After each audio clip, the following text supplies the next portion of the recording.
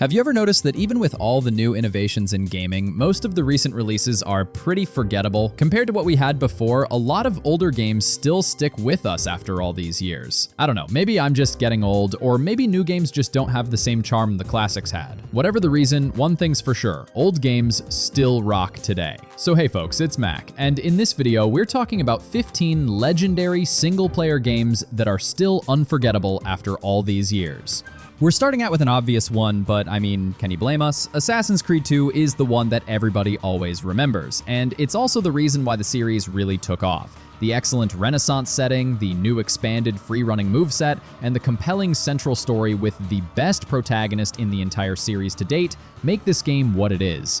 I mean, it's at least one of the most accessible and exciting entries in the entire series. It's easy to see how it spawned an entire cottage industry for Ubisoft. Only now are we kind of starting to see the franchise start to slow down, but the influence and overall importance of Assassin's Creed 2 can't really be denied. It's the standard by which all the other games are judged. Some of them got close to eclipsing it, some of them maybe even managed to surpass it in certain aspects. I mean, I personally like the general setup of Black Flag more, but none of them left a mark on the collective pop culture consciousness the way Assassin's Creed 2 has.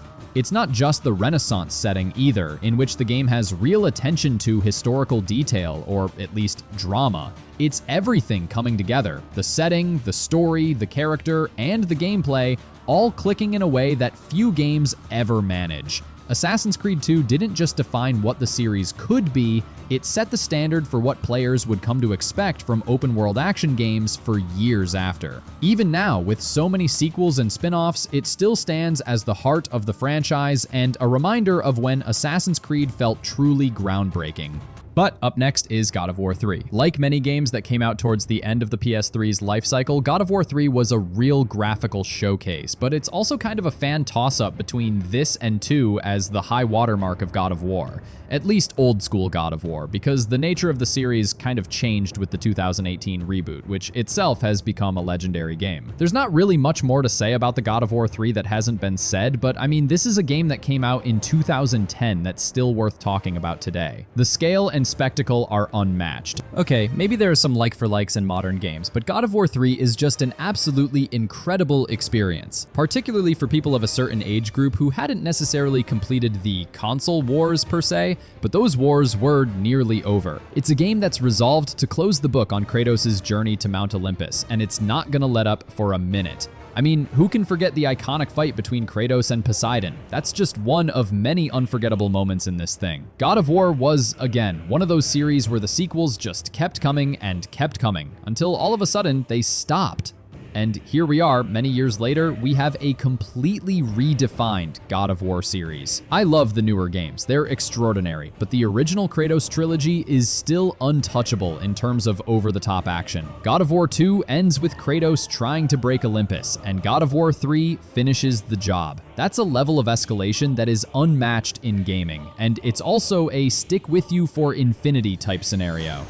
But anyway, at number 13 is Killzone 2. Despite all the baggage this one had to carry with its development, there's just something about this gritty, super ambitious PS3 exclusive shooter that players remember even now, a full 16 years after its initial release. Sure, the game looked incredible, and it had a really fun, super ginormous storyline with these big set pieces and stuff, but also it had a multiplayer suite that honestly, for the time, it felt kind of groundbreaking. Not because it did anything new, but because it really did well with what was already known to be great. It kind of did multiplayer like Call of Duty, but also like Team Fortress, but also had its own thing. It's just a game that people keep coming back to for good reason. They should make a new Killzone. I mean, I know they're not, but this was one of those series that never quite got the recognition it deserved. Each game in the series was better than the last and deserved to carry on, but for some reason, mainly that the primary developer Guerrilla has moved on to greener pastures with the Horizon series, more futuristic styled shooters are just going to have to struggle sandboxing up some of these ideas in the absence of more Killzone. Now at number 12, we have Left 4 Dead. If there is ever one zombie game we'd like to see return, it's this one. And we're not talking about those spiritual successors like Back 4 Blood. We're talking about a real deal third Left 4 Dead. That's the dream. But until that happens, these games are all we have, and they're some of the most fun zombie games of all time. And yes, they exist. Everything about these games is iconic at this point, but one of the main reasons that Left 4 Dead works so well compared to its many imitators is the simplicity. It leaves a lot of room for those emergent moments to pop up. The focus is survival rather than completing a mission like in Payday. There's also no nonsense like having to repair a safe house in between rounds. It's all purely combat and exploration focused. The studio's brilliant AI director was still in its early days here, but even then, it works. Both Left 4 Dead games were ahead of their time when they were released, and honestly, they're ahead of their time now. I know that there's probably some call for AI that writes dialogue or whatever, but this is the AI we want. It scales and adapts the experience of the game to all of the players, their skill level, how many there are, and also a load of other parameters. It makes it so every match is unique and exciting. It's brilliant stuff that every game really should be copy hogging from Valve. Like, this is the direction AI needs to go in with gaming. It's the stuff that we're still thinking about every time we put one of these games on. And they did a great job updating all the older yet brilliant maps in the second game. So if you're going back, stick with the sequel for the most fully featured experience. Anyway, at number 11 is Grid. The original 2008 Grid is just one of the most thrilling and pure arcade racing sims of the seemingly dead 2000 era of racing games. And I only say dead because we haven't seen them like that in years. It's a different time, and the old games are still in our heads, relentlessly making us beg for more. The tracks, the awesome and Destruction Derby style ramps, and the pure like-minded arcadiness all really help keep this one on our minds. It's one of those games you forget about for a while and then put back in, and it's a revelation. It's fun, accessible, and just entertaining. I know that sounds like a dumb thing to say when you're talking about video games, but honestly, racing games can be very dry if the developers behind them don't find a mix of realism and crazy funs. In terms of a fun racing game that sticks with you, Grid stands out for its seamless blend of arcade thrills and sim precision. It's a game that doesn't bog you down with unnecessary complexity, but still offers enough depth to keep you engaged for hours. The feeling of nailing a perfect drift or surviving a chaotic multi-car pileup is as exhilarating now as it was back then. While the sequel's more simplified approach meant it wasn't as memorable, the original Grid remains a benchmark for what makes a racing game truly unforgettable. At number 10 is Portal 2. I mean, think about how much this game offers, right? It's a first-person puzzle game, it's unique, it is gripping, it's got a great campaign, it's got an awesome co-op campaign that extends the game and makes you play with friends. That stuff sticks with you. With hindsight, also, it's interesting how this sequel just ended up being such a win for Valve. They took everything that made the first game great and expanded on it without succumbing to too much bloat. There are some aspects of Portal 2's puzzles I could maybe call filler, but those are pretty minor gripes, and it's just a great package overall. Like I said before, the inclusion of the co-op multiplayer is also a godsend. The game is longer than the first, but it's still reassuring to know that there's more game to go even after the credits roll, and it's going to be unique co-op stuff. Not to mention the amazing voice performances from Stephen Merchant and J.K. Simmons. They give emotional context to a fairly cold game. It gives it a lot of heart. Portal 2 was an instant classic. It's still the gold standard for this type of creative, narrative-based adventure game because it does everything about as well as it could be done. Another one that is really legendary is Starcraft 2 Wings of Liberty. It took years for us to finally get the first campaign of the much anticipated Starcraft 2, and when it finally showed up, it did not disappoint. The deluxe story mode and the full-featured multiplayer absolutely made up for all the lost time, giving players what many of us were waiting years and years to finally get our hands on. In this era, Blizzard was firing on all cylinders. Just being a mid-2010s Blizzard game is enough to make it a classic, honestly. They were consistently making some of the best games around, like Diablo 2 and the original World of Warcraft. They were a force to be reckoned with, and with StarCraft 2, they didn't just rest on their laurels. They didn't just put out some updated visuals and call it a day. A lot of work went into this game down to its pixel. It's still leagues above anything else that came out then or now. The campaign is good, the multiplayer is intense, maybe too intense for aging casual gamers like us, but it's an undeniable classic, even if there is sometimes a debate about whether it's better than StarCraft 1, particularly with the way the pack deals see sales. But with my head on straight, this is a better game. It's Blizzard at its best. What makes it particularly notable to me, at least, is that this is when people did not know what the company was going to ultimately end up being, or where their loyalties would lie. Games World still felt kinda pure at this time, and Blizzard was among the purest and the best. Anyway, moving to the next legendary, we have Devil May Cry 3. The Devil May Cry trail actually originated in the previous console generation, but the third game is generally considered a raw masterpiece, even by critics of the genre who have to admit that there's something about this Dante prequel that still stands out. The story isn't going to be why we talk about this thing nearly 20 years later, but I'll be honest, it kind of helps. Really, no one is playing Devil May Cry for an engrossing narrative experience, but a lot of the ideas, the characters, and the universe have all become iconic. It's one of the reasons why people are still clamoring for a follow-up to Devil May Cry 5. But for a lot of people, DMC3 is still the undisputed GOAT of the series. I'm saying undisputed, but Devil May Cry 5 gives 3 a run for its money. In terms of gameplay, and nostalgia does color our view, but many of us still think 3 is the best.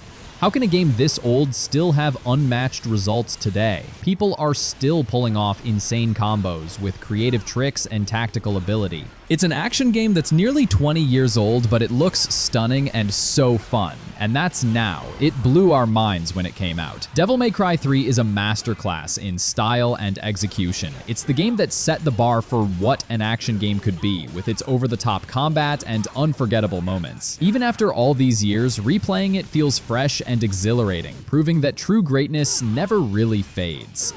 And number 7 is Bayonetta. Like Devil May Cry, Platinum Games really defined Bayonetta as their pseudo-mascot character, as well as the highlight of their combined collective careers. This unapologetically insane, hypersexual, and convoluted action game just thrills from top to bottom. It's not a game we're talking about because it's some deep work of artistic expression. We're talking about it because our gaming brains still can't stop thinking about it. Its charm and its creativity. It's just a classic, plain and simple.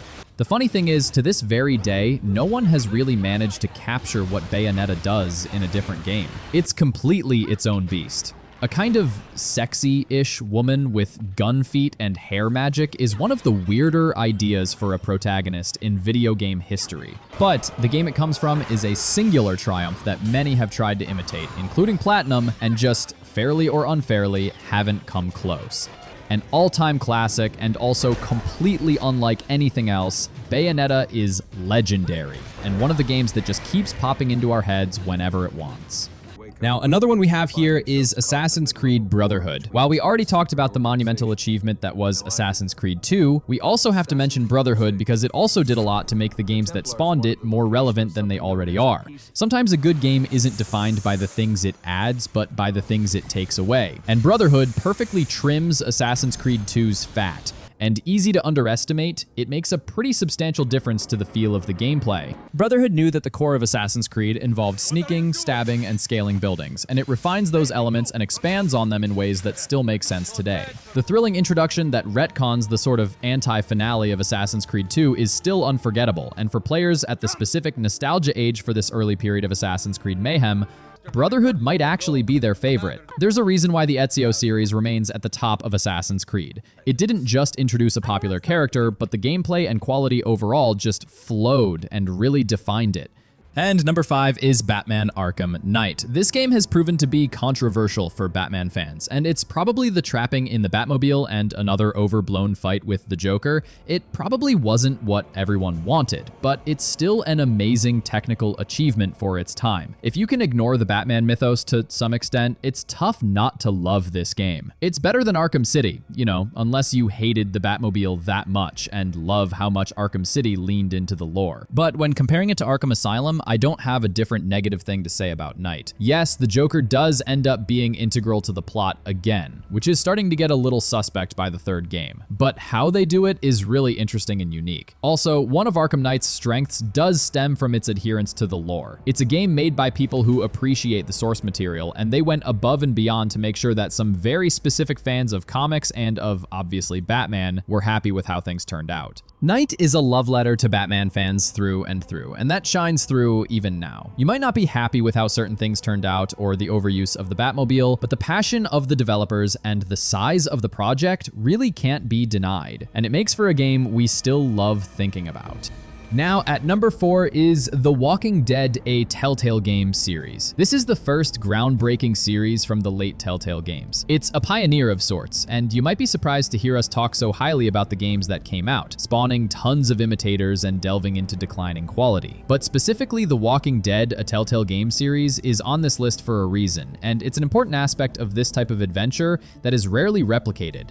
Most of these games are remembered for their stories, right? How they managed to carry themselves. But what makes The Walking Dead so special is that yes, while it was the first and most beloved adventure game in Telltale's specific style, it really is also just one of the best zombie stories out there. There are a lot of stories that try to come off as powerful and emotional. A lot of them tend to flounder, and the reason why just comes back to this classic piece of writing advice: show, don't tell. Yeah, the story features a lot of people explaining things, and it is fundamentally a visual novel, but the visual aspects of the visual novel actually show us why the characters care about each other. There are lots of scenes of them just doing things, enjoying each other, not just complaining that the world has all these zombies in it. These are flawed games technically, for sure, but they manage to capture lightning in a bottle and provide us with a story that is unforgettable and worth talking about today, even while, unfortunately, the studio that made it struggled and ultimately collapsed under its weight.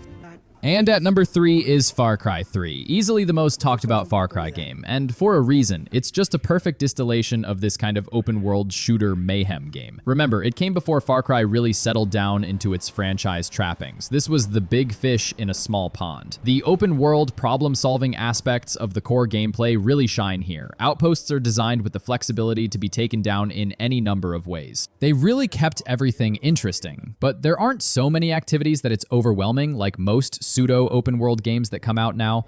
Of course, the game's most iconic element is the game's central villain, Vas Montenegro. He's central to the game's most iconic moments, but he's also barely even in the game. But it doesn't matter because every scene that he's a part of is a total banger. The plot overall is whatever, but Ubisoft put so much time into the game that they designed specific areas and events for one-time only story sequences. The game's opening is another iconic moment where things go from 0 to you piss your pants in like 5 seconds. It's intense, thrilling, creative stuff, and the game has it in spades. Far Cry 3 is one of those rare games where everything just works. The villains are memorable, the open world sandboxes are fun, and the combat feels great from top to bottom. It's escapist video game fun that doesn't really care about anything except having a good time. And honestly, you don't need anything else, right? And number 2 is The Last of Us. The original game has been one of the most talked about games of all time, which is no small feat for what's essentially a game trying to combine Uncharted-style set-piece-driven gameplay with a character-heavy survival horror plot. But Naughty Dog crushed it, managing to merge these two halves, and it just works so well. For a lot of people, the marching opening hour is the thing that really stuck with them and made everything else work. But really, it's the deft writing and character work that still stand above anything else out there. The TV show adapted the game's story pretty directly, so the game still is the source, right? It's the reference point for one of the most successful video game show adaptations ever. Yeah, there's obvious stuff that didn't make it as good, like all those really annoying but fun video game combat sections that are necessary to make a good game, but a little less useful in a show. But the seminal events and tons of little moments throughout the game are still really resonating even now. The first Last of Us stands apart from the second because it came first and was a little bit more sure of itself than part 2. They're both legendary games in their own right. And finally, at number 1, the last one we have for you is another reboot, Tomb Raider. After a few years out of the limelight, 2013's reboot manages to become one of the top 10 best-selling games of all time. Yeah, it's still a far cry from stuff like Grand Theft Auto 5's success, but Tomb Raider's achievement is no small feat. The focus on writing, recreating Lara Croft as a working-class legend of sorts, a relatable character, while they also focused more on the traditional Tomb Raider gameplay and expanded into something like an open-world experience, rather than a fairly linear adventure game, added to the feel and scope of the series. It felt bigger and more serious than the other games. Not necessarily better, because for us, those older games are super important, but this is like the other side of that nostalgia coin, an updated version of the series for new players that still respects the original. Maybe it's a little different, but it's got the same spirit. Strip away the loot boxes and the excessive focus on hunting, and Tomb Raider is an all-around good game. It's got that vague Metroidvania feel of opening up as you go along and get the right tools. The story is well thought out, and the game is challenging, but not too easy or hard. It's a game that came out and rightfully captured a lot of people's nostalgia and imagination. But that's all we have for you today. I know there are still lots of legendary games out there, and we would love to hear what your favorite games from the past are that you think should be here. So leave us a comment below and let us know what you think. If you like this video, click like. If you're not subscribed, you know the drill. But anyway, thanks for watching and see you in the next video.